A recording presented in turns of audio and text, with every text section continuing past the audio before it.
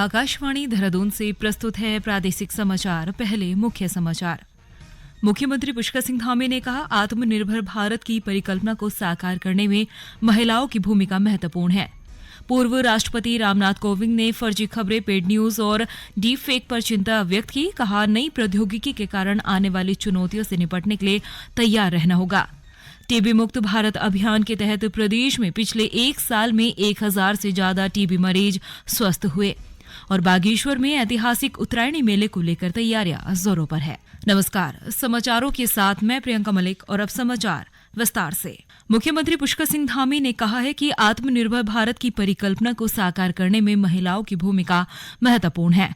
उन्होंने कहा कि वर्तमान समय में महिलाएं समूह से जुड़कर अन्य लोगों को भी रोजगार उपलब्ध करवा रही है। उधम सिंह नगर के रुद्रपुर में आयोजित नारी शक्ति वंदन महोत्सव को संबोधित करते हुए मुख्यमंत्री पुष्कर सिंह धामी ने कहा कि महिलाओं के बिना किसी भी समाज का विकास असंभव है। उन्होंने कहा कि प्रधानमंत्री नरेंद्र मोदी के नेतृत्व में महिला सशक्तिकरण के जो काम किए जा रहे हैं वो आत्मनिर्भर भारत की शानदार तस्वीर प्रस्तुत कर रहे हैं। उन्होंने कहा कि महिलाओं की स्वास्थ्य, शिक्षा और दूसरी जरूरतों पर केंद्र और राज्य सरकार गंभीरता से काम कर रही है। इस दौरान मुख्यमंत्री ने समान नागरिक संहिता का भी जिक्र किया। उन्होंने कहा कि सरकार प्रदेश के हित के लिए फैसले लेने में जरा भी नहीं हिचकिचाती। उन्होंने कहा कि सरकार समान नागरिक संहिता के लिए ड्राफ्ट मिलते ही इसे कानून का रूप देने की दिशा में काम किया जाएगा। हमने प्रदेश के अंदर समान नागरिक संहिता लागू करने का आप सबके समक्ष अपना संकल्प रखा था कि नई सरकार के गठन होते ही हम सबसे पहले समान नागरिक संहिता का कानून बनाने के लिए काम करेंगे। मुझे आप सबसे कहते हुए खुशी हो रही है कि हमारी जो कमेटी बनी थी उस कमेटी ने सारी जो रायशुमारी होती है रायशुमारी कर ली। 2,35,000 से भी ज्यादा लोगों से उन्होंने उनके विचार ले लिए हैं। बुद्धिजीवियों से भी उनके परामर्श कर लिया है। विभिन्न जो धार्मिक संगठनों के लोग हैं उनसे भी बात कर ली है और जल्दी हमको ड्राफ्ट मिलने वाला है। जैसे हमको ड्राफ्ट मिलेगा हम आपकी आशाओं आकांक्षाओं के अनुरूप उस कानून को लागू करने का काम करेंगे।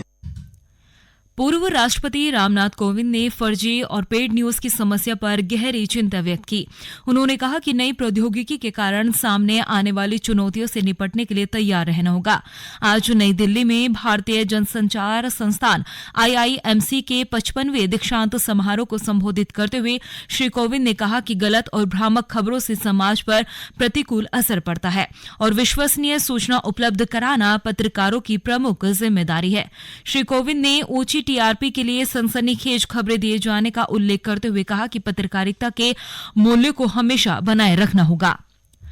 प्रधानमंत्री नरेंद्र मोदी ने कहा कि बदलती विश्व व्यवस्था में भारत विश्व मित्र के रूप में आगे बढ़ रहा है और पूरा विश्व आज भारत को स्थिरता का महत्वपूर्ण स्तंभ मान रहा है। आज गुजरात में गांधीनगर के महात्मा मंदिर में 10वें वाइब्रेंट गुजरात वैश्विक शिखर सम्मेलन को संबोधित करते हुए श्री मोदी ने सतत उद्योग, बुनियादी ढांचा, नवीन कौशल, हरित और स्वच्छ ऊर्जा तथा देश में सेमी कंडक्टर विनिर्माण की अनुकूल व्यवस्था विकसित करने की भारत की प्रतिबद्धता पर बल दिया। प्रधानमंत्री ने विश्वास व्यक्त किया कि अगले कुछ वर्षों में भारत विश्व की 3 शीर्ष अर्थव्यवस्थाओं में शामिल होगा। कारोबार के लिए पूरे सहयोग का आश्वासन देते हुए श्री मोदी ने व्यवसायियों के सपने साकार करने में हर संभव सहयोग देने का संकल्प व्यक्त किया। प्रधानमंत्री ने कहा कि 10वें वाइब्रेंट गुजरात वैश्विक शिखर सम्मेलन के साथ संयुक्त अरब अमीरात और अफ्रीका के साथ भारत के संबंध और सशक्त हुए हैं। उन्होंने इस सम्मेलन को विकास का प्रवेश द्वार बताया। श्री मोदी ने कहा कि देश में डिजिटल बुनियादी ढांचे में क्रांतिकारी बदलाव आया है। सड़क, रेल, जल, वायु मार्ग से संबंधित बुनियादी ढांचे का व्यापक विस्तार हुआ है। राज्य सरकार ने प्रदेश के कई जिलों में मेरा गांव मेरी सड़क योजना के तहत 24 सड़क की योजनाओं को स्वीकृति दी है। ग्राम्य विकास मंत्री गणेश जोशी ने कहा कि इन सड़कों के बनने से स्थानीय ग्रामीणों को हर मौसम में बेहतर यातायात की सुविधा मिल सकेगी। उन्होंने कहा कि लोक निर्माण विभाग और प्रधानमंत्री ग्राम सड़क योजना की परिधि से बाहर संपर्क विहीन गांव को सड़क से जोड़ने की दिशा में राज्य सरकार ग्रामीण अंचलों के सर्वांगीण विकास के लिए लगातार काम कर रही है। गौरतलब है कि मुख्य सड़क से 1 किलोमीटर की दूरी पर स्थित संपर्क विहीन गांव को हर मौसम में जुड़े रहने के लिए मेरी गांव मेरी सड़क योजना के तहत ये सड़कें बनाई जा रही है। उत्तराखंड रोडवेज ने देहरादून से अयोध्या के लिए सीधी बस सेवा शुरू की है। ये बस देहरादून से सुबह 11:30 बजे चलेगी और अगले दिन 5 बजे सुबह अयोध्या पहुंचेगी, जबकि अयोध्या से ये बस दोपहर 3 बजे देहरादून के लिए रवाना होगी और अगले दिन सुबह 9 बजे राजधानी पहुंचेगी। ये समाचार आकाशवाणी के देहरादून केंद्र से प्रसारित किए जा रहे हैं। टीबी मुक्त भारत अभियान के तहत प्रदेश में पिछले 1 वर्ष में 1000 से ज्यादा टीबी मरीज स्वस्थ हो चुके हैं। साथ ही टीबी मरीजों की देखभाल के लिए लगभग 20,000 लोगों को टीबी मुक्त भारत अभियान से जोड़ा गया है। यह अभियान उत्तराखंड में सितंबर 2022 में शुरू हुआ था। देहरादून में आयोजित कार्यक्रम में स्वास्थ्य सचिव डॉक्टर आर राजेश कुमार ने कहा, राज्य सरकार ने प्रदेश को वर्ष 2024 तक टीबी मुक्त करने का लक्ष्य रखा है। उधर राष्ट्रीय स्वास्थ्य मिशन के सक्रिय उन्मूलन कार्यक्रम के तहत पिछले साल सितंबर में शुरू हुए टीबी मुक्त ग्राम पंचायत अभियान के तहत निर्धारित मानकों पर खरा उतरे रुद्रप्रयाग जिले के 44 ग्राम पंचायतों के 92 गांव और नगरीय इलाकों में 4 वार्डों को टीबी मुक्त घोषित किया गया है। इस वर्ष जिले की 108 अन्य ग्राम पंचायतों में टीबी मुक्त ग्राम पंचायत अभियान चलाने का फैसला लिया गया है। बागेश्वर में ऐतिहासिक उत्तरायणी मेले को लेकर तैयारियां जोरों पर है। मेले के लिए एक और सरयू बगड़ को सजाने का काम चल रहा है, तो वहीं दूसरी तरफ बागनाथ मंदिर समेत क्षेत्र की गली और पुलों को झालरों से सजाने का काम किया जा रहा है।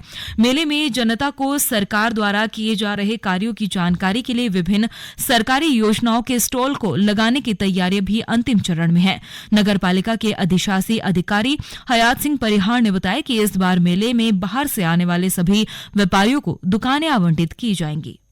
जहाँ तक मेले की तैयारी का सवाल है, हमारी लगभग सभी कार्य 80 से 90% पूरे हो चुके हैं। अस्थायी पुल हमारे बन चुके हैं, फाइनल स्थिति में है, और हमारे स्टॉल जो है लगभग पूर्ण होने की स्थिति में है, और दुकानें हमारे करीब सभी नंबरिंग का कार्य पूरा हो चुका है। 60 से 70% तक हमारे व्यापारी भी जो है दुकान खरीद चुके हैं।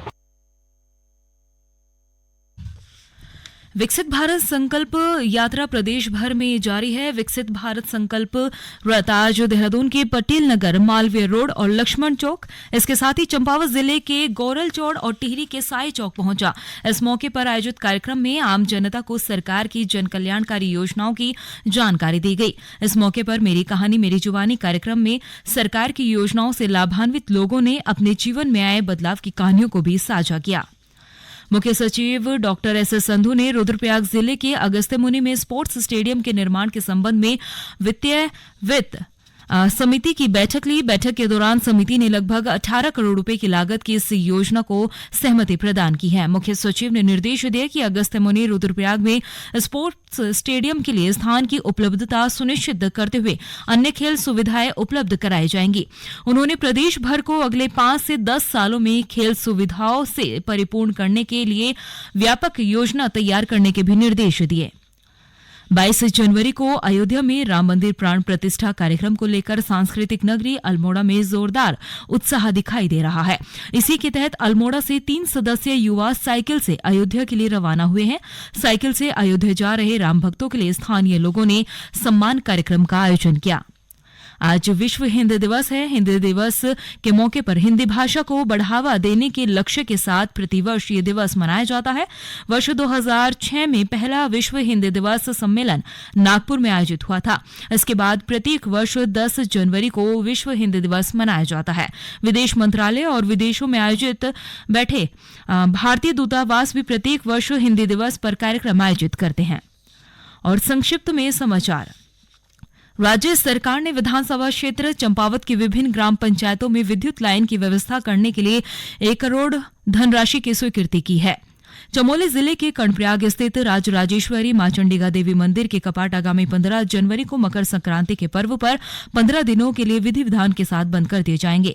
स्वास्थ्य मंत्री डॉ धन सिंह रावत ने टिहरी के 89 नर्सिंग अधिकारियों को नियुक्ति पत्र सौंपे। साथ ही उन्होंने स्वास्थ्य विभाग की लगभग 1 करोड़ रुपए की लागत की 2 योजनाओं का शिलान्यास किया।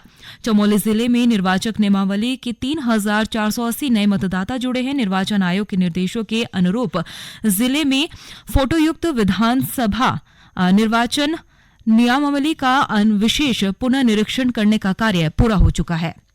और अंत में मुख्य समाचार एक बार फिर।